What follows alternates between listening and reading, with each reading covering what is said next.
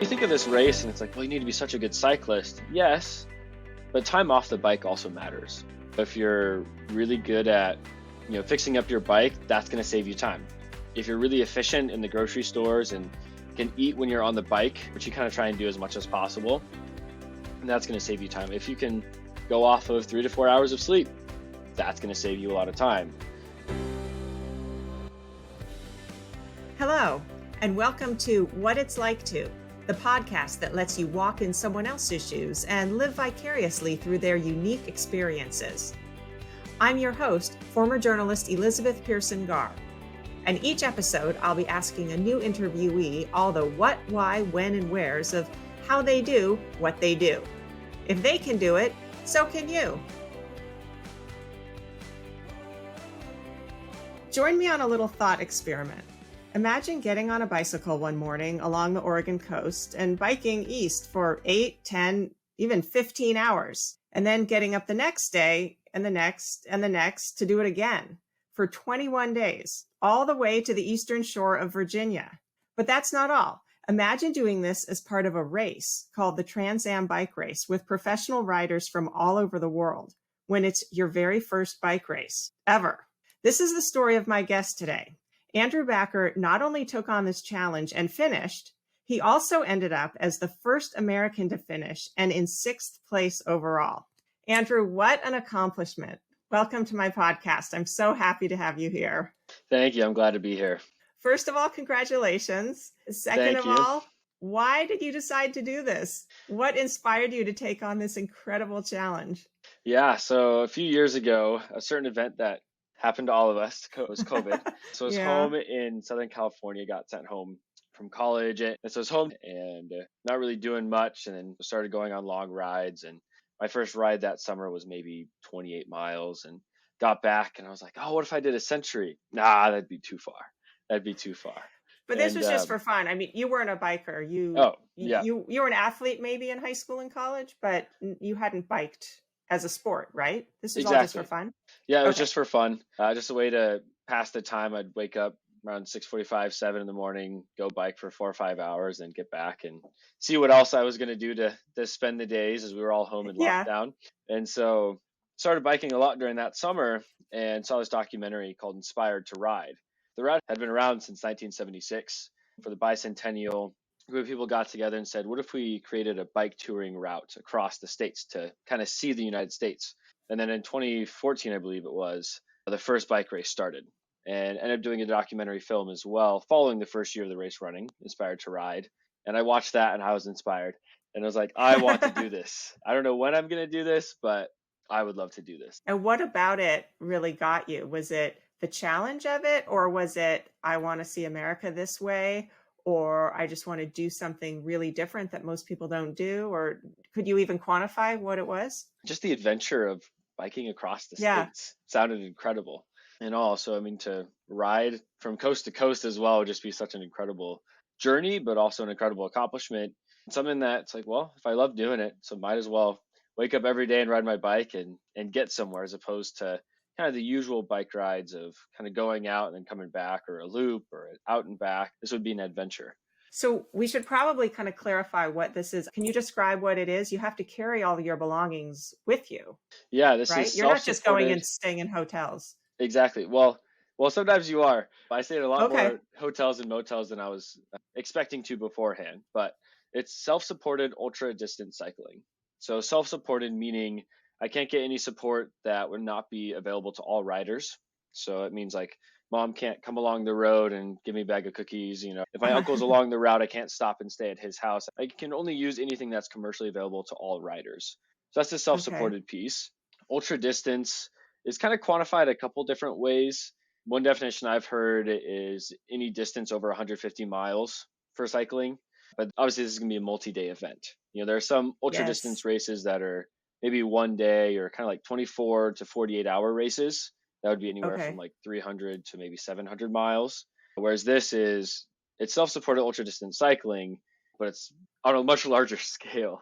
This is kind of the premier ultra distance race in the world. There's one that's longer, the Trans Canada, but I think only 1 or 2 people have actually completed that race.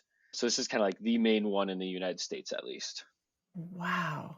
Okay, I've got so many questions. First of all, that you would decide to take on one of the biggest ones as your first challenge. You're more like, okay, let's just do a 2-day event and kind of ease into it. You were like, let's just do the whole enchilada. Mhm. I like your spirit. And a lot of people who started this didn't finish. A lot of people have to stop out for various reasons, right? Either their body can't continue or their bike breaks. I guess you had mechanical issues too, didn't you? I did, yeah. So there are a number of reasons that people would stop or kind of drop out of the race. I think the dropout percentage each year is usually anywhere between 30 to 50%. And different racers will drop out for a number of different reasons. There are only two racers that have lost their life during the race that I can recall. And one of Oh, them, there's actually a monument along the route as well in memory of that.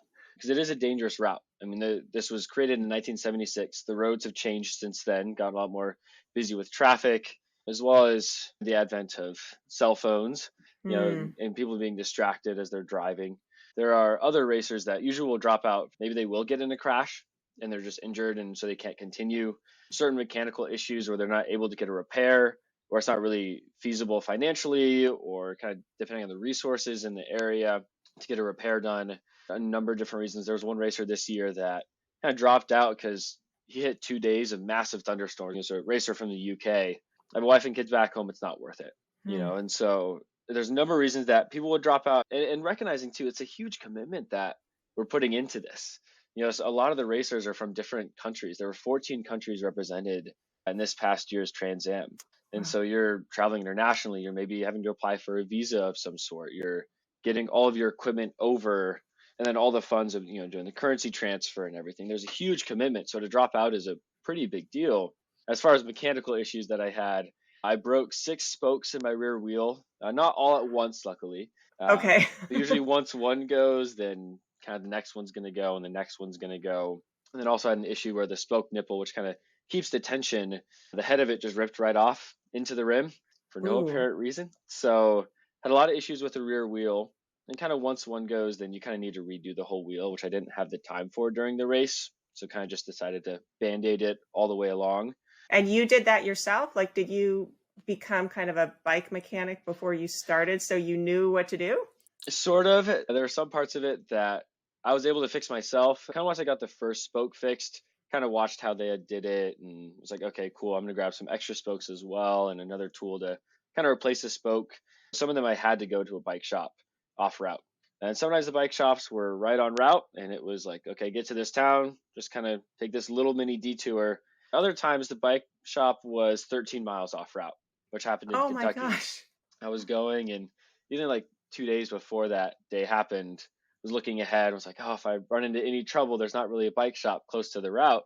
And lo and behold, was riding and broke enough spokes that I couldn't fix them and I didn't have enough spares. So I showed up to Elizabethtown at a bike shop there, and I'd called ahead and said, hey, I'm coming in. I need to get this fixed. They're like, okay, cool, we'll take you. And I show up and said, all right, I called about the spokes. Can you get this fixed right away? And they're like, yeah, our main mechanic's out at a doctor's appointment. Oh And I said, no. The okay, luck. can you fix this? He's like, no, I'm the owner. I don't really do the repairs myself. You're like, Like, I'm well, on a can race. I'm on the clock. I know? It's like, well, then can I fix this? And you're like, yeah, sure. Come on back. You can use our tools and everything. And so luckily he didn't charge me for the labor or anything. Put a new rear tire on just because those wear out.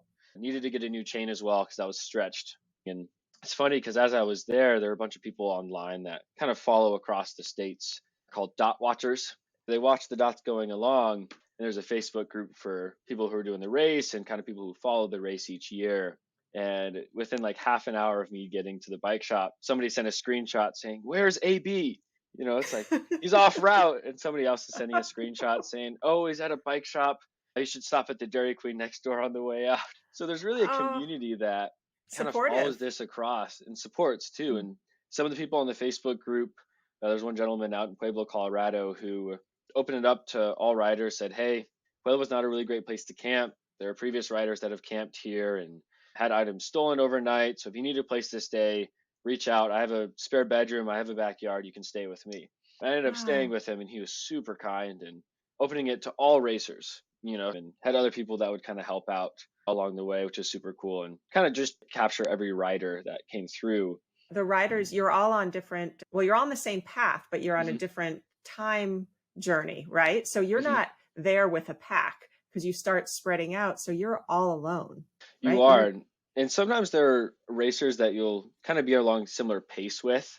So like towards the latter half of the first week, there were two other riders, Isaac and Pierre, where we were kind of going similar pace. And it was like, well, we could try and like race each other right now, or we could save that for the finish. And so we kind of decided to kind of without really saying anything, like, okay, we're going to kind of go similar pace, make sure everybody's okay. Not really like helping each other necessarily, but just kind of like, okay, did you make it over the pass? Cool, great. And it was funny at one point in Yellowstone, we were going through the park and Pierre and I were going head to head on each of the climbs. And he kind of turned to me and said, can we like take it easy and save the sprint for the very end? And I was like, sure, absolutely. That'd be awesome. Pushing me too much here, kid. Come Yeah, on. right. And it's incredible that we all start at the same time, but the closest finish there's ever been, to my knowledge, is 2 hours.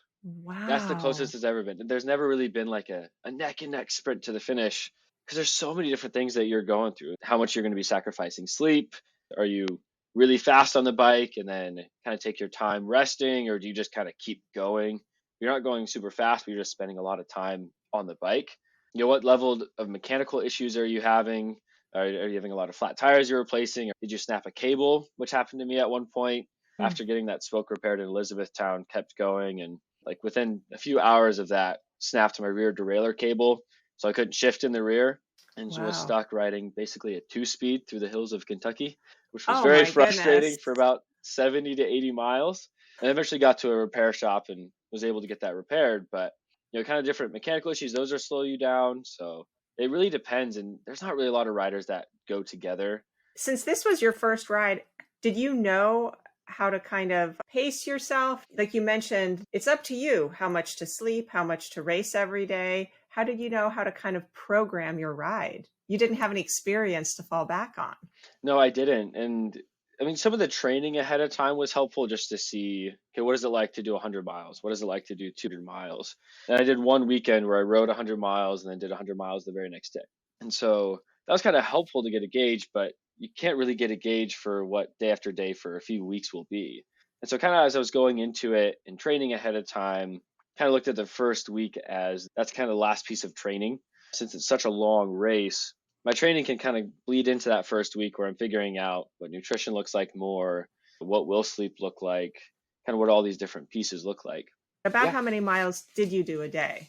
I averaged I heard 200 it. a day.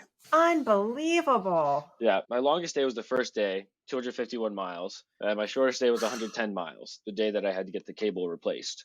So usually I end up being close to 200 miles or a little bit over 200. And going into it, I did strategize, okay, minimum I want to get 150 miles every. If I can get 200, great.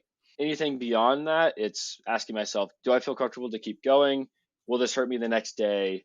Another thing too is seeing what are the big climbs on the route, because sometimes the route has Sure. natural kind of stopping points where it's like, okay, if I push ahead and finish this climb, I know that there's not going to be a rider behind me attempting this climb, and that gives me at least another hour buffer in the morning. I So that's see. another strategy piece. As far as sleep goes, though, sometimes I'm limited by how long I can sleep, depending on where I'm sleeping. So if I'm in a post office, then need to kind of be up and out of there pretty early in the morning. You If I'm sleep in camping the out, post offices? you do. I They mean, made them. other riders have done this Oh, before as well. It was funny. Pierre said to me, he was like, "Yeah, I want to write a thank you note to the U.S. Postal System for lodging me." And I was like, "I don't think they'll appreciate that. The gesture's good, but I don't think they'll appreciate that." But it especially saved us out west. And I say us being Isaac, Pierre, and I, because there was one morning where I split a lodge with Pierre, and we split even finances and everything. So we didn't share resources. We just split it to save money because you're spending 100 to $200 a day. Like the first $100 is really just on food, and then anything beyond that for lodging, mechanicals, extra things like that. So we wow. split it, and he was going to wake up at 2 a.m. to get going. I was like, I want to sleep in a little bit. I'm going to wake up at 3 a.m. to get going. And I wake up, and it's nice and shining outside, and I'm nice and cozy. I'm like, oh no. And I'd overslept my alarm by 3 hours. Oh, wow. So it was And 6 so, already? so it was like 6, 7 o'clock already. And slowly get things going, and people at home are calling like, "Are you alive?" I'm like, "Yeah, I just overslept." They're like, "Well, at least you're rested." So I get going, and my entire day, I'm like, I need to catch Isaac and Pierre because Isaac had passed us the night before. Pierre and I had split the lodge, but he got going early in the morning. So I woke up, they had probably 50 miles on me.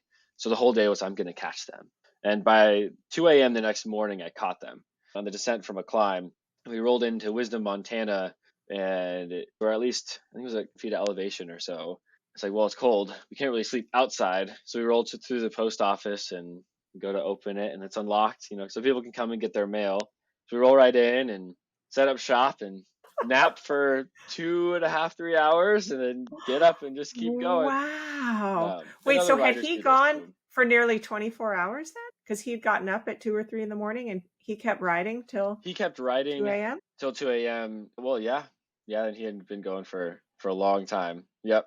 And so there was no worries about riding in the dark. And I know you rode through, like you mentioned, thunderstorms, hmm lightning, heavy traffic. I mean, there was a lot of obstacles you guys went through. There's a lot of obstacles, and there's kind of two ways that riders will tackle riding at night. Sometimes they'll have what's called a dynamo hub in their front wheel, which as the wheel is spinning creates electricity, and that can power, a light. It can charge a battery. It can charge electronics. I didn't have a dynamo hub. The installation of that would have just cost a lot. Now looking back, I think I would have done that investment just to have that security of being able to charge things as you go. Sometimes people will think, oh, you could do solar power, but you don't always have either the capacity to have all the solar panels out, depending on how lightweight they are, or it's not going to be super efficient if it's, cloudy, depending on what weather you're going and whatnot. So I Mm. had everything battery powered. I'd get to the hotel or wherever I was staying, and if there was an outlet, I would plug in the front light, the rear light, my phone, the GPS, the tracking GPS, all the different electronics that I had so I could keep going. And I had lights that were powerful enough to ride at night, but they only last so long. So that was another Mm. factor that I put into play. And I had an external battery bank, but if you use that up, then that needs to also be charged at night. So you kind of do this constant game of what can I charge, what can kind of go without a charge tonight, how much light do I need to keep riding at night? Do I need full blast, 1,000 lumens, or can I do 600 lumens or whatever? So it kind of varies depending on the night. But I know some riders, once they hit Kansas, they'll kind of switch strategies and almost become nocturnal to escape the heat and the wind during the day. So kind of nap during the day and then ride through the night. Which I tried to ride through the night one night and got to Wow. around 2:30 a.m. and was just falling asleep. I was so Uh, tired and just kind of standing up on the pedals and everything to make sure I stayed awake. Otherwise, you get cozy in the aero bars as you're kind of leaned over, and some riders will drift off to sleep and end up crashing. And wow. so, Keep yourself safe. mhm. Rule number one. So I'm curious about the food. Are you eating while you're biking? Do you get off the bike to grab something to eat? And that also leads into everything you're packed on the bike, you're having to carry is weight for you to pedal Yep. forward. So how have you packed so light that you can be kind of aerodynamic? So first on the nutrition piece, there's a saying in the ultra distance world that if the furnace is hot enough, anything burns. And that's kind of what I went with because you just need to keep eating. I mean, you're burning 8 to 10,000 calories a day if you're including the metabolic resting or whatever that is. So Wow. you cannot replace that many calories. If you've ever seen a 10,000 calorie challenge, they're usually sick by the end of the day just from eating, let alone Oh, doing wow. some massive athletic feat. So the goal is just to be constantly eating, like lemonades, iced teas. Soda is really helpful for that too, because it's just packed with sugar. Sugars, getting a Yep, lot just of, sugar, yeah. because that doesn't really fill you up as much. And so you can just keep drinking sugar and it's not going to really affect you, at least in terms of feeling full or bloated. Just kind of eating whatever looks good, because you're eating so much and constantly that it becomes really a chore to keep eating. On my GPS computer, I used a Wahoo Roam, which had all my navigation on it, and then it would kind of track what my ride was looking like. And on there, I had a reminder of, sip something and eat something. And every time I cleared to drink something, I was like, please don't make me eat something. I don't want to eat Oh, another thing. So constantly eating and then trying to keep electrolytes up as well, because you're burning a ton of calories, but also sweating a lot too. So you need to keep those up so you can keep functioning well. So that's kind of the nutrition side of things. And as far as what to bring, that I could really only know what to bring off of a lot of research, seeing, okay, what have other people brought? What are the basic things that I know that I need? And then just recognizing, like, I am going to maybe walk into a gas station and you'll know my presence by my smell, because I only wore one jersey the whole time. I wore one bib the whole time, really one pair of socks, leg warmers, arm warmers, sun sleeves.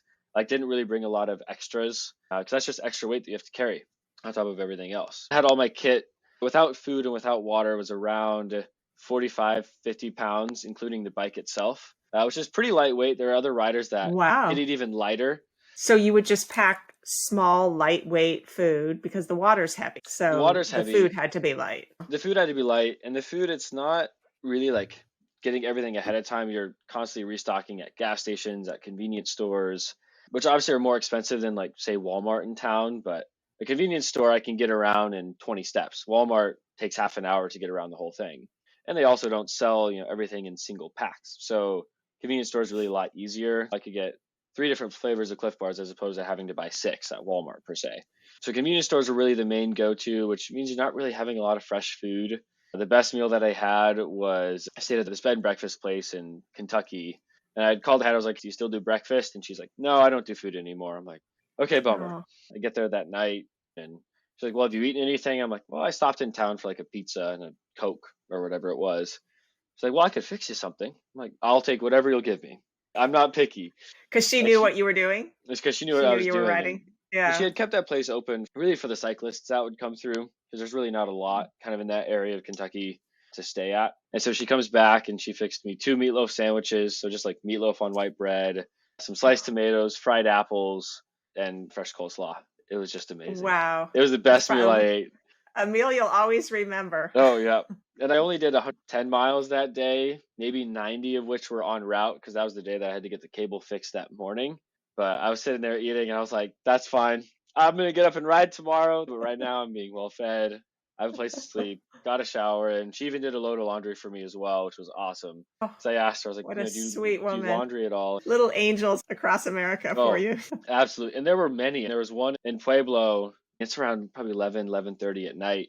And this other biker comes up beside me. He's like, "Hey, man." I'm like, "Hi." It's like, "Hey, I'm Lewis. I'm a dot watcher." I'm like, "Okay, cool, great. How's it going?" And we're kind of riding through town. He's like, "Yeah, I got any mechanical issues?" I'm like, "Well, unless you want to completely rebuild a rear wheel, I'm good." He's like, "Sure." I'm like, "Really?" And so we roll into his place. He's kind of in the process of setting up a bike shop. So he kind of starts working on it. I'm keeping an eye on it. Like, okay, is he doing the right things? Yeah, it looks good. Looks good. Like I'd heard horror stories of people accepting help for mechanical issues and their bike just getting ruined and stuff. But Lewis was solid. So he's kind of fixing up the bike, and then it was just amazing. And they were like, we try and catch every single rider that comes through town. They need something, we'll try and help them out as much as possible. Another couple up on the Blue Ridge Parkway in Virginia, there's nothing that's really up there. So they'll try and catch every rider that comes through, whether it's at 2 a.m., 3 in the afternoon, and a massive downpour or whenever. I was kind of going along, and I was hoping that I was going to run into them. Then this truck drives up behind me. I try and wave them past, and they roll up. They're like, "Hey, Andrew, how's it going?" I'm like, "Oh, hey, good to see you." They're like, They "Well, even knew your name? Oh, they had been yep." watching. They had Dot been watching. watching, Okay. and they're like, "We have some snacks for you at the top and a cheeseburger if you want it." I'm like, "That will get me to the top. I'll see you in a few minutes." Oh, We end up ducking in their truck for a little while because there's a storm that was coming through. So talking to them and just eating, and oh, they were awesome. how wonderful. You're having these snapshots of experiences with lovely Americans. Yep. Oh, it's just such a treat. Such a treat. You mentioned that one time, I think in Kansas, where you felt like you were falling asleep at 2:30 in the morning. Were Mm. there other times that you felt either kind of nervous for your safety or like, what am I doing? I don't know if I can keep going. Did you ever Yeah. have doubts? Yeah. Two times come to mind there. Missouri, it was just Missouri. It was just so hot. So Missouri, hot. miserable? It was just miserable. I mean, they have the Ozarks, which are beautiful if you're in a car, but really, really steep. But there was one day in Missouri where it was like, this is hard. This is really hard. And it was kind of the closest where I started thinking, okay, if I drop out now, what would that mean? But even then, it was like, if I quit now, I still have to ride 10 miles to town to do anything about it. So you might Oh, as well get to town, eat something, drink something, call somebody who can sleep. encourage you or who you can vent Mm. with, and then keep going. So got to town, took a breather from the heat, and kept going. So that was the day probably closest to quitting or thinking about it. Probably the day I was most nervous was out in Wyoming. The previous night, I'd seen Isaac and Pierre. And then that day, kind of Isaac decided he was going to step back a little bit. Kind of the mileage Mm. was getting to him. Just totally respect that. And then Pierre caught up to me at one point in Wyoming. And he was like, "Hey, go ahead. I want somebody to chase. It's fun to have somebody like keep you on your toes." I'm like, "I totally get that." So I kept going and went through this massive section where it's just straight headwind for I don't know how many miles. Wow. And I'm kind of going and going and kind of stop at one point trying to see if Isaac and Pierre are close behind, looking at the tracker. They were a couple miles back. And I'm laying there in this little rest stop on the side of the highway. And this trucker stops by. He's like, "Hey, you all right?" I'm like, "Yeah, I just need a minute."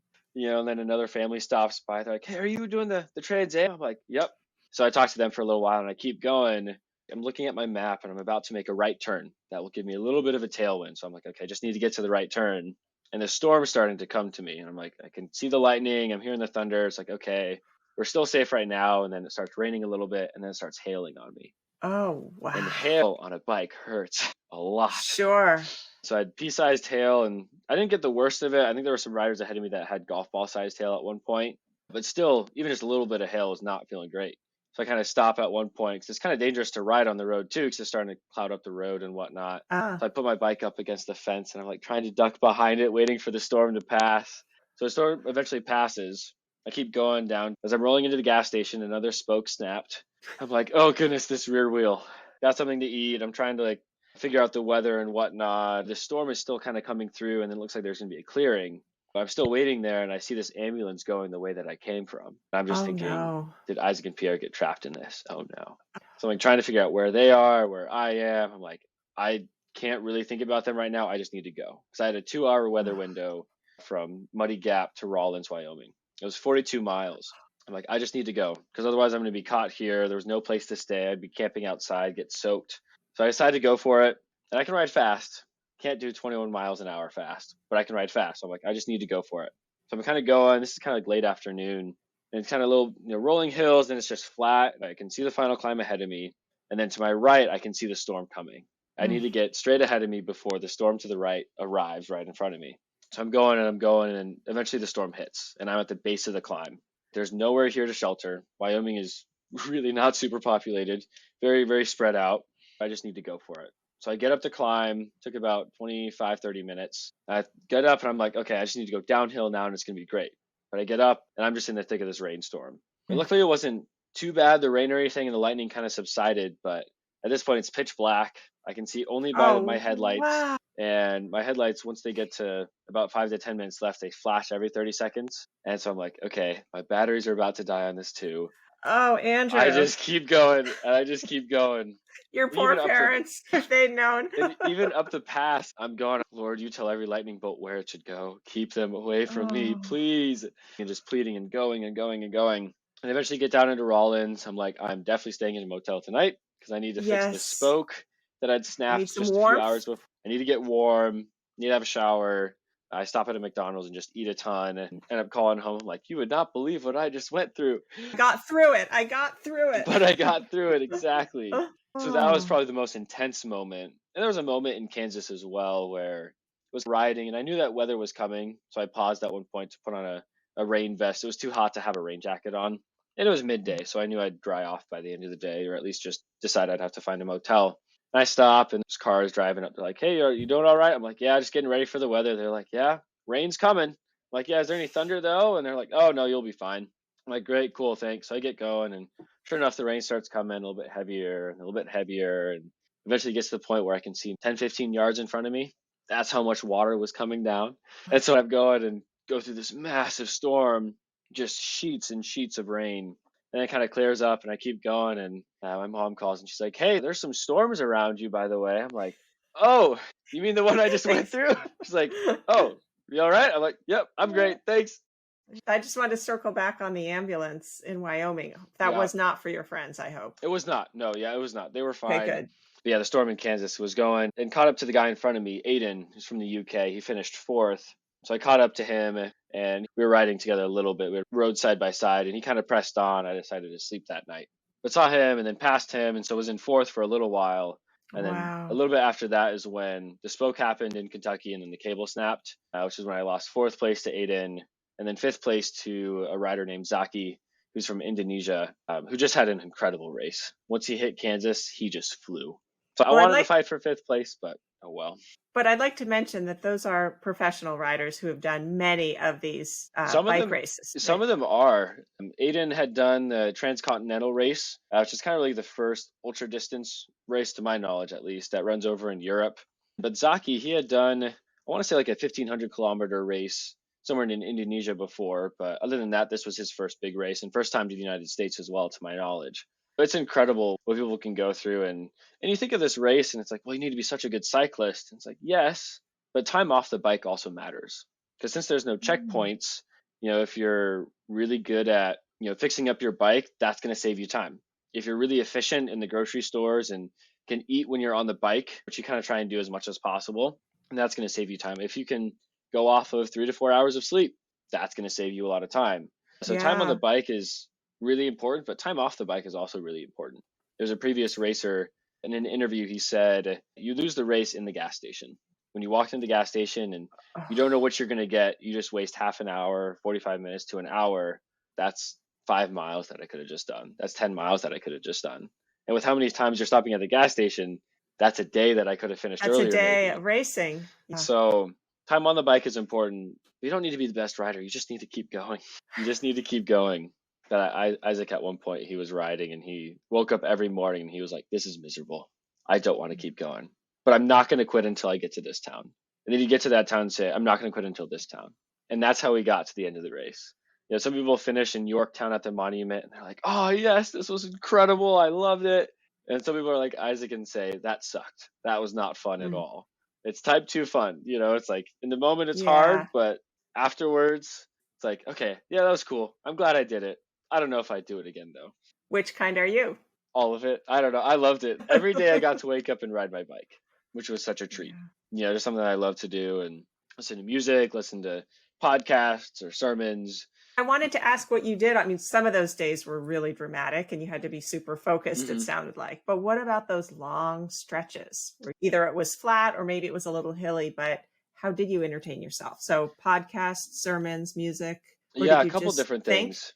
Sometimes you think, it's funny, a buddy of mine here at the college will ask me all the time, like, what do you think about when you're riding? You're thinking about something, right? I'm like, not really. Like, what do you think about when you're playing soccer? Like, you're just playing soccer.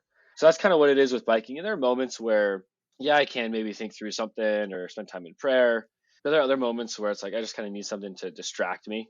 So sometimes music is helpful, especially if it has a good beat and it's just kind of like going and going. It's like, okay, this is going to keep me going. But other moments, it's listening to podcasts. I kind of realized that in Idaho, with some of the different climbs where you're doing the 1,000 to 2,000 to 3,000 foot climb, where it takes an hour. Or the first big climb that we do is Mackenzie Pass in Oregon, and that climb took 2.5 hours to complete. Yes, you can listen to music, and on Mackenzie Pass, there's one song that I just listened to over and over and over again. What song was it? Do you remember? I think it was like "Don't You Give Up on Me" by Brendan Lake. Beautiful, beautiful song. Definitely recommend it. But there are other moments though where I kind of realized as I'm going on the climb, okay, I've listened to a lot of music at this point. This is taking a while. It kind of becomes, instead of encouraging, it's kind of a little bit defeating. Yeah. So then I switched over to podcasts. Something that my mind can just kind of wander and think about the podcast or kind of whatever. It's distracting. As my body is just grueling slowly, 5, 6, 7 miles an hour up a climb or whatever it is. So podcasts were helpful, but sometimes just listening to the road, especially at night, everything gets incredibly still and quiet. And the wind kind of goes down. It's maybe a little bit warmed from the day, and it's beautiful. It is absolutely beautiful. It's one of my favorite things to ride at night. Maybe not through the night, but kind of those evening hours, the sunset into those first few hours of darkness are just beautiful and quiet and still. And there's something really nice about only being able to see as far as your headlight will go. On climbs, it was helpful because it's like, I don't see the peak that's way up above me that I need to get to. I just see intimidating this small section. Exactly. I just see the small section of road in front of me, but the quiet of the night is just amazing. Or listening to the bugs at night, the birds during the morning, whatever cows that you can get to look at you if you moo with them as you're going along. It's just awesome. Just awesome.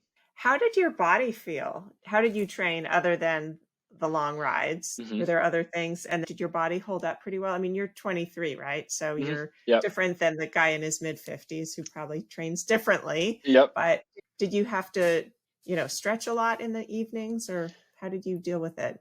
Yeah, when I was being kind to my body, I stretched in the evenings. Sometimes I was just too tired.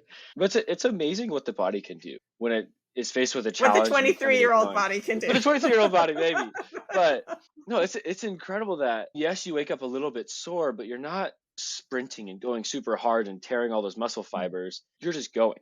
You're going at a pace that you could probably sustain a conversation with somebody else as you're riding. Sometimes I'd call home, I'd call my small group leader, Sam. We talked almost every day or every other day just to check in, how are things going? So if you can talk to somebody, you're probably going at a sustainable pace. You can get into all the nitty gritty of heart rate what is that saying, or power meters, which measures kind of how much force you're putting into the pedal. But you're going at a steady pace the whole time.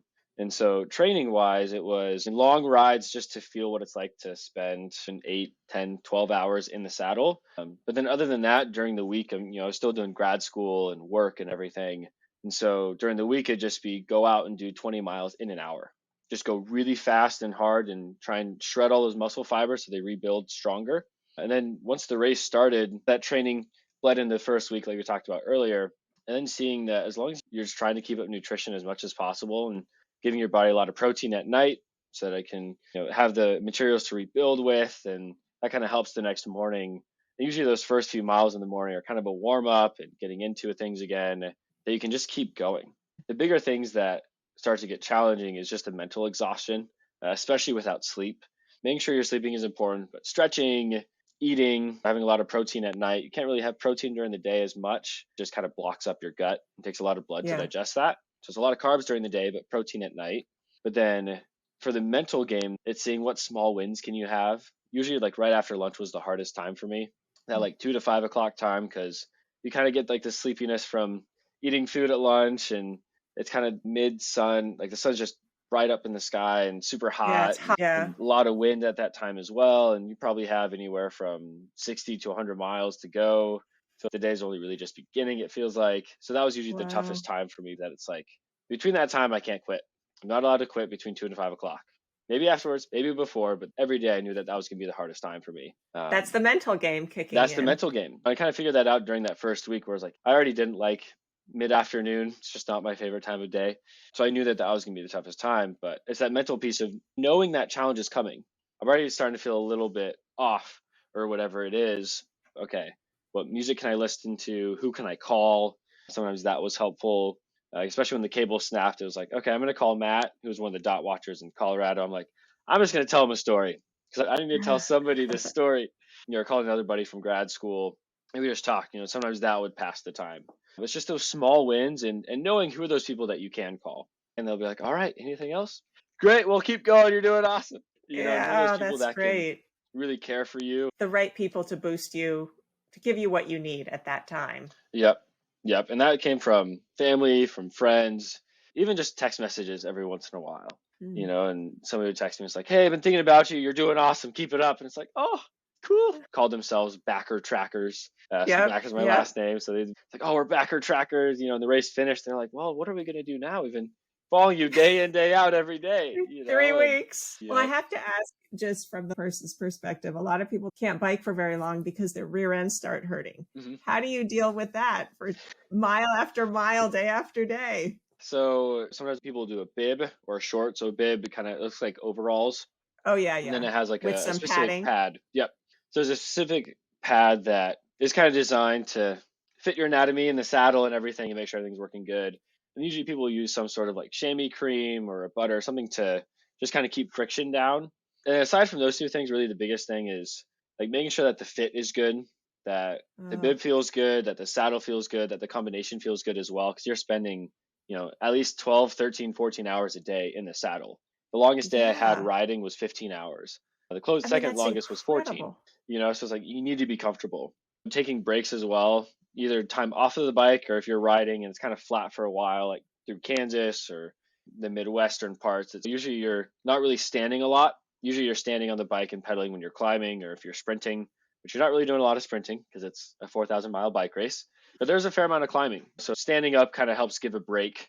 You mentioned how expensive things get between the hotels and all the food and keeping the bike up and everything. And you're in grad school. So did you have to do some interesting things to prepare for this race? Yeah. So a lot of it was saving up beforehand, birthday money, Christmas money. So kind of like trying to save up a little bit and starting to collect the gear, look for deals, look for used gear. And then one thing that I also did as well was donating plasma, which a lot of college students will do. How it works is like if you're giving blood, the needle and stuff, and takes your blood out, kind of separates out the plasma and the red blood cells. They keep the plasma, they give you the red blood cells, and you're compensated for your time. So that's how I was able to make about $1,700 to help offset expenses through different like promotion tracks and whatnot. That's significant. But that's great. Which was really great. One thing you have to realize with it is if you're doing plasma donations and you're an ultra distance athlete, they don't Oh, mix yeah. very well, because donating plasma is kind of like anti-doping. Doping, you're trying to increase your blood volume, increase how much oxygen you have, or just the blood volume in general. But if you're getting rid of your blood volume, then you have a little bit of a problem. So that helped offset finances. And then a lot of friends and family were super generous and just offering funds. It's a self-supported bike race, but you can't do it alone. It's the family that you're calling. For me, it was good friends of mine, extended family that's following along. And even one of our good dear family friend of ours, she kind of called herself my meteorologist and would track the weather that was happening along. And How kind. like, you can't really do this race alone. Yes, you're the one doing the feat, but it's everybody behind you. It's the 100 or plus so people that were my backer trackers that were praying for me or texting encouragements or offering financial help. But that was just such a blessing, such a gift as well. And so encouraging just to remember, oh yeah, this is really cool. The people that I've got behind me. As I'm doing this bike race, but even in life as well. And to be Yeah. able to see I that. think of that with all these things. You see someone win an award or win an Olympic medal or something, and there's always so many people that went into that Yeah. effort. There might be one person at the top or in the spotlight, but there's the encouragers and there's the financial support and the people who drove them to the practices all that time. Yeah. And, it really does take a village to do all these things. Oh, it was awesome.